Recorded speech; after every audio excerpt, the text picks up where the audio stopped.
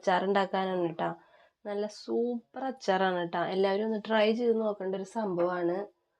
അപ്പോൾ നമുക്കത് ഉണ്ടാക്കാനുള്ള പരിപാടിയിലാണ്. അപ്പം ഞാൻ വെളിച്ചെണ്ണ ഒഴിച്ചു കൊടുത്തിട്ടുണ്ട് കേട്ടോ. വെളിച്ചെണ്ണയിലാണ് കേട്ടോ വറക്കണത്. നമ്മൾ ഞായറാഴ്ച മേടിച്ച് വെച്ചിട്ടുള്ള ബീഫാണ് കേട്ടോ അച്ചാർ ഉണ്ടാക്കാനായിട്ട്. ഏട്ടന് കൊടുത്തു വിടണമെന്നൊക്കെ വിചാരിച്ചിട്ട് മേടിച്ച് വെച്ചതാണ്. പക്ഷേ ഞങ്ങൾക്ക് സമയം കിട്ടിയില്ല ഉണ്ടാക്കാനായിട്ട്. അപ്പോൾ എന്തായാലും ഞാൻ അടുത്ത പ്രാവശ്യം ഏട്ടൻ വരുമ്പോഴത്തേക്കും അച്ചാറിട്ട് വെച്ച് കഴിഞ്ഞാൽ കൊണ്ടുപോകാമല്ലോ ഏട്ടന്. അപ്പോൾ അതിന് വേണ്ടി മേടിച്ച് വെച്ചിട്ടുണ്ടായിരുന്ന ബീഫാണ് കേട്ടോ. നമ്മൾ കുഞ്ഞ് പീസാക്കിയിട്ട് നുറുക്കി വെച്ചിട്ടുണ്ട്. 1 കിലോ ബീഫാണ് കേട്ടോ എടുത്തേക്കണത്. ഇതിലേക്ക് നമ്മളൊരു 2 ടീസ്പൂൺ മുളക് പൊടിയും ഒരു 1/2 ടീസ്പൂൺ മഞ്ഞൾപ്പൊടി, പിന്നെ ഉപ്പ്, വേപ്പില ഇതെല്ലാം കൂടെ തിരുമ്മി മുളകൊക്കെ പിടിച്ച് കിട്ടിയിട്ടുണ്ട്. ഇനി നമുക്കിത് വറുത്തെടുക്കണം. നന്നായിട്ട് മുളകും ഉപ്പൊക്കെ പിടിച്ചിട്ടുണ്ട് കേട്ടോ. ഞാനിപ്പോൾ 2 ദിവസമായി ഫ്രിഡ്ജിൽ വെച്ചിട്ട്. 2 ദിവസം വെക്കേണ്ട ആവശ്യമൊന്നുമില്ല കേട്ടോ. എനിക്ക് സമയമില്ലാത്ത കാരണം ഞാൻ മുളകൊക്കെ തേച്ച് നാശാവാതിരിക്കാനായിട്ട് ഫ്രിഡ്ജിൽ വെച്ചേക്കായിരുന്നു. ഇപ്പോൾ സമയം കിട്ടിയപ്പോൾ എടുത്ത് നമ്മൾ അച്ചാറിടുകയാണ് കേട്ടോ. അപ്പോൾ നമുക്കിനി ഇത് വറുക്കാനുള്ള പരിപാടി നോക്കാം. അപ്പോൾ നമ്മുടെ വെളിച്ചെണ്ണ നന്നായിട്ട് ചൂടായി വന്നിട്ടുണ്ട്. ഇനി നമുക്ക് ബീഫ് ഇതിലേക്ക് ഇട്ട് കൊടുക്കാം കേട്ടോ.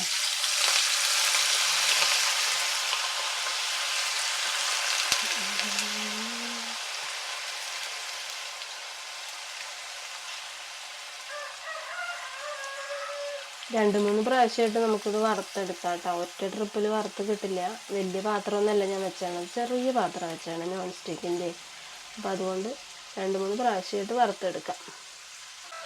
നമുക്കിനി തീ ഇത്തിരി സ്വല്പം മീഡിയത്തിലിട്ടിട്ട് ഇത് വറുത്തെടുക്കാം. വേവിച്ചിട്ടൊന്നും ഇല്ലാത്ത ബീഫ് നമ്മൾ നേരിട്ട് മുളക് ഉപ്പൊക്കെ തേച്ചിട്ട് വറുത്തെടുക്കുകയാണ് കേട്ടോ.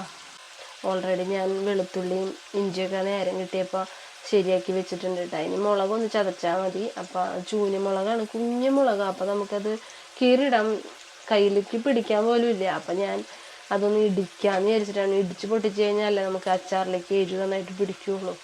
അപ്പോൾ ഇടിച്ചൊന്ന് പൊട്ടിക്കാം. നല്ല ചെറിയ പീസാക്കിയിട്ട് ഇഞ്ചി നുറുക്കി എടുത്തിട്ടുണ്ട് കേട്ടോ. ഒരു 100 ഗ്രാമിൻ്റെ അടുത്ത് ഇഞ്ചി എടുത്തിട്ടുണ്ട്. പിന്നെ ഒരു 3-4 കുടം വെളുത്തുള്ളിയാണ് കേട്ടോ നമ്മൾ നന്നാക്കി വെച്ചേക്കണത്. അത് 2 പീസാക്കിയിട്ട് ഒരു വെളുത്തുള്ളിയുടെ അല്ലി 2ആക്കി പിളർന്നിട്ട് വെച്ചേക്കണത് കേട്ടോ. ഇനി നമുക്ക് പച്ചമുളക് ചതച്ചെടുക്കാം. നമുക്കിനി ചൂനിമുളക് ഒന്ന് ചതച്ചെടുക്കാം. ഇത് കട്ട് ചെയ്തെടുക്കാനായിട്ട് 2ആയിട്ട് പിളർന്നിടുകയാണെങ്കിൽ നല്ലതാണ്. പക്ഷേ ഇത് 2ആയിട്ട് പിളർന്നിടാൻ പിടിക്കാൻ പോലും ഇല്ല. അപ്പോൾ അത് കാരണം നമുക്കിത് ചതച്ചെടുക്കാമെന്ന് വിചാരിച്ചിട്ടാണ് കേട്ടോ. നല്ല അടിപൊളിയാണ്. കുഞ്ഞ് കാന്താരി ഷുഗർകാർക്കൊക്കെ നല്ല ബെസ്റ്റാണ് കേട്ടോ. അപ്പോൾ നമുക്കിത് ചതച്ചെടുക്കാം.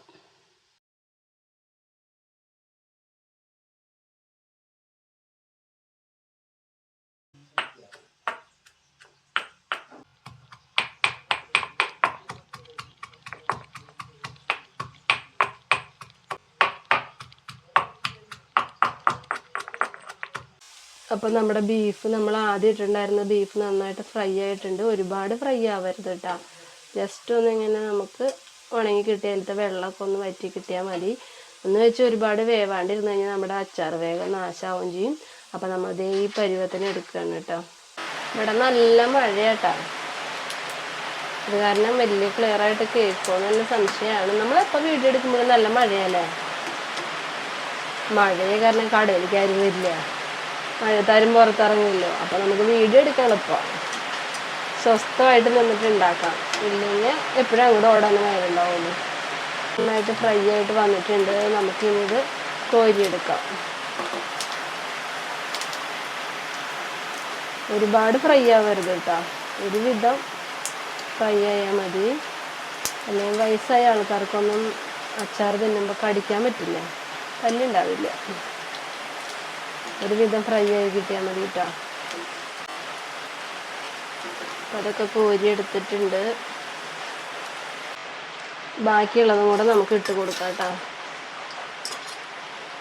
സിമ്പിൾ പണിയാണ് കേട്ടോ നമുക്ക് ഈ ബീഫ് അച്ചാർ ഉണ്ടാക്കല്ലോ. പിന്നെ ഒരു ബുദ്ധിമുട്ട് എന്താണെന്ന് വെച്ചാൽ കുറച്ച് വെളുത്തുള്ളി നന്നാക്കി എടുക്കണത് പാടുണ്ട്.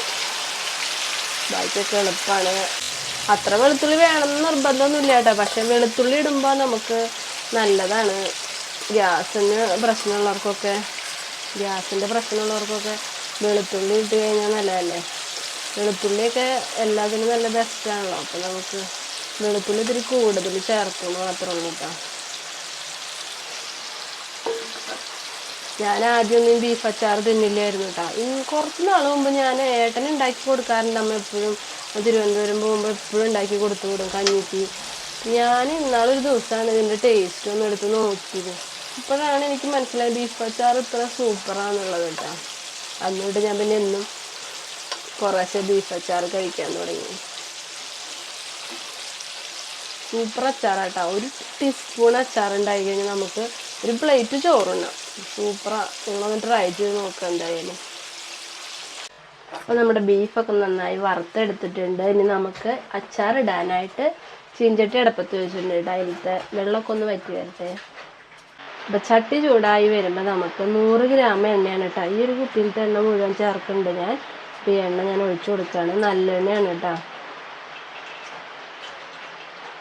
എണ്ണ ചൂടായിട്ട് വരുമ്പോൾ നമുക്ക് കടുക് പൊട്ടിക്കണം. സിമ്പിൾ പരിപാടിയാണ് കേട്ടോ ബീഫ് അച്ചാർ. ഇത്ര ടേസ്റ്റ് ഉണ്ടാവും ഞാൻ ഒരിക്കലും പ്രതീക്ഷിച്ചിട്ടുണ്ടായിരുന്നില്ല. അപ്പം അതുകൊണ്ടാണ് നിങ്ങൾക്കും കൂടെ അത് കാണിച്ചു തരാമെന്ന് വിചാരിച്ചത്. എണ്ണ ചൂടായിട്ട് വരുമ്പോൾ നമുക്ക് കടുക് ഇട്ട് കൊടുക്കാം.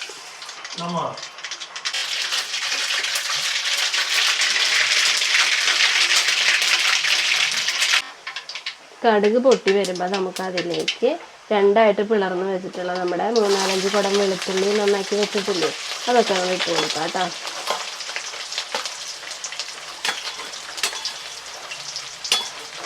പിന്നെ നമ്മുടെ ഇഞ്ചി ചെറുതാക്കി വരുന്നതാണ്, അതും കൂടി ഇട്ട് കൊടുക്കുക. വെളുത്തുള്ളി ഇഞ്ചിയൊക്കെ നമ്മൾ അച്ചാറിൽ നന്നായിട്ട് ചേർക്കണം, നല്ലതാട്ടോ.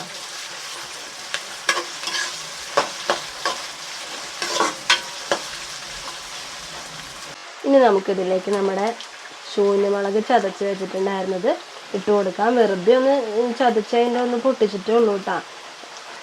ഒരുപാട് അങ്ങോട്ട് ചതച്ചിട്ടൊന്നുമില്ല. അതും കൂടി ഇട്ട് കൊടുക്കാം.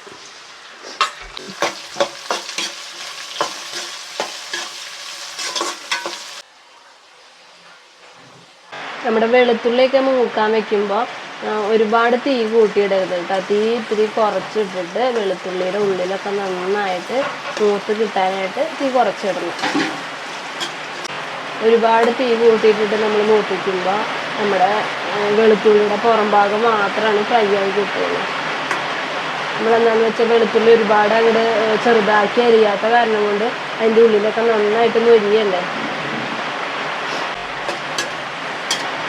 ഇവിടെ നല്ല മഴയായിട്ടാണ്. ഞാൻ സംസാരിക്കുന്നത് നിങ്ങൾക്ക് കേൾക്കാൻ പറ്റുമെന്ന് സംശയമാണ്. ഈ ഷീറ്റിൻ്റെ മുകളിൽ ഇങ്ങനെ വെള്ളം വീഴുന്ന ഭയങ്കര ശബ്ദമാണ്.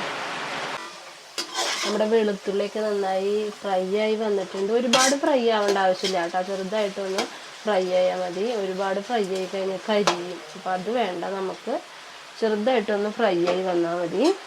ഇനി നമുക്ക് ഇതിലേക്ക് കുറച്ച് വേപ്പിലിട്ട് കൊടുക്കാം.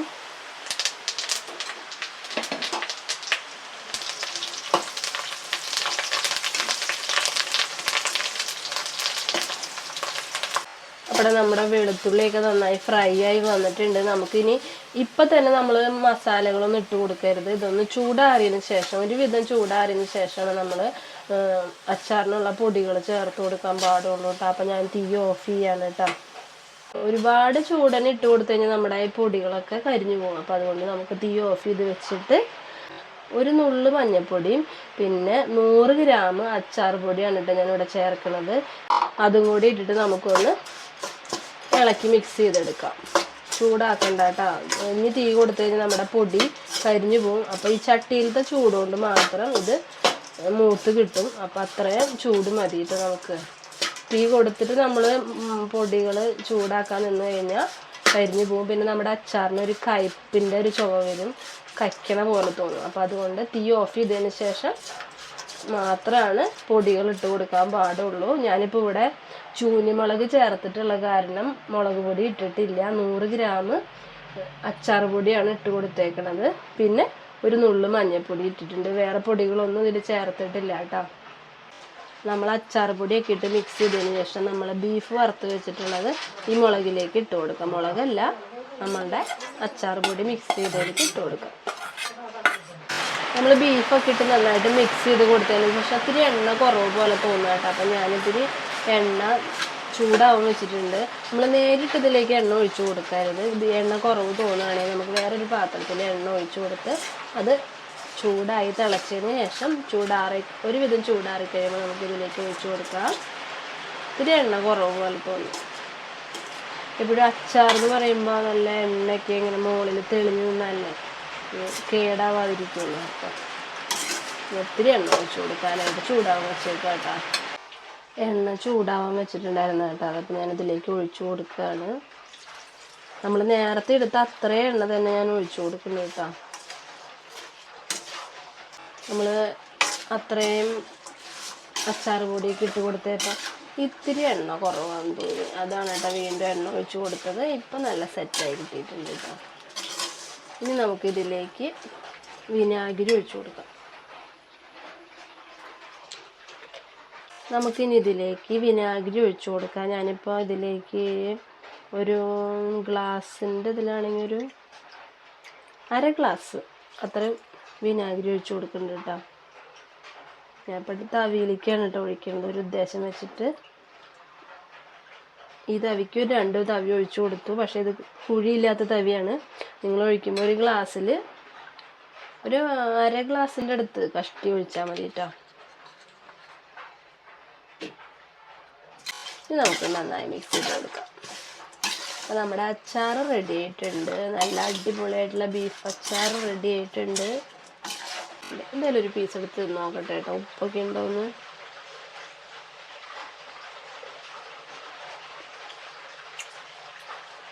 എൻ്റെ കിടുക്കാച്ചി ബീഫ് അച്ചാർ റെഡി ആയിട്ടുണ്ട്. എല്ലാവരും ട്രൈ ചെയ്ത് നോക്കണം. അച്ചാർ ഒരു കുറച്ച് ദിവസം ഇരുന്നാലാണ് അതിനൊരു ടേസ്റ്റ് വരുള്ളൂ കേട്ടോ. നമ്മൾ ഉണ്ടാക്കി അന്ന് തന്നെ അത് കഴിക്കുമ്പോൾ അതിനൊരു ടേസ്റ്റ് ഉണ്ടാവില്ല. കുറച്ച് ദിവസം ഇരുന്ന് അതിലേക്ക് ആ പുളിയും എരിവും മസാലയൊക്കെ പിടിച്ച് കഴിയുമ്പോൾ സൂപ്പറാണ്. 1 ടീസ്പൂൺ ഉണ്ടായാൽ മതി, വയറ് നിറച്ച് ചോറുണ്ട് കേട്ടോ. നമ്മൾ അച്ചാർ പൊടി ചേർത്ത് അച്ചാർ ഉണ്ടാക്കുമ്പോൾ ഒരു കാര്യം പ്രത്യേകം ശ്രദ്ധിക്കണം. അച്ചാർ പൊടിയിൽ ഉപ്പുള്ള അച്ചാറാണെങ്കിൽ നമ്മൾ അതിനനുസരിച്ച് ഉപ്പേ ഇതിൽ ചേർക്കാൻ പാടുള്ളൂ. ഞാനിപ്പോൾ ഇവിടെ ചേർത്തിരിക്കുന്ന അച്ചാർ പൊടിയിൽ ഉപ്പുള്ളത് കൊണ്ട് ഞാൻ കുറച്ച് ഉപ്പ് മാത്രമാണ് ബീഫിൽ മാത്രമാണ് ഇട്ടിട്ടുണ്ടായിരുന്നുള്ളൂ. അപ്പം നമ്മൾ അച്ചാർ പൊടി മേടിച്ചിട്ട് അത് ഉപയോഗിക്കുമ്പോൾ ഉപ്പുള്ളതാണോ എന്ന് നമ്മൾ പ്രത്യേകം ശ്രദ്ധിക്കാൻ മറക്കരുത്. അപ്പം നമ്മുടെ അച്ചാർ ഉണ്ടാക്കി വെക്കാൻ പറഞ്ഞിട്ടാണ് അച്ഛൻ പോയത്. അപ്പം അച്ഛന് വരുമ്പോൾ കഞ്ഞിക്ക് അച്ചാർ വേണമെന്നൊക്കെ പറഞ്ഞിട്ടാണ് പോയേക്കണത്. അപ്പം അച്ചാർ റെഡി ആയിട്ടുണ്ട്. അച്ഛൻ വളപ്പിൽ നാളെയുണ്ടെന്ന് അപ്പം അങ്ങോട്ട് പോയേക്കാണ്. നാളേരം കൊണ്ട് ഇപ്പോൾ വരും. അപ്പോഴത്തേക്ക് നമ്മുടെ അച്ചാർ റെഡി ആയിട്ടാ. വളരെ സിമ്പിളായിട്ടുള്ള അച്ചാറല്ലേ നമ്മുടെ. അപ്പം ഇത് നമുക്ക് ചൂടാറുമ്പോൾ ഒരു ചില്ല് കുപ്പിയിലേക്ക് ഇട്ടിട്ട് അടച്ച് സൂക്ഷിച്ച് വെച്ചാൽ കുറേ കാലം കേടാവാതിരിക്കും കേട്ടോ.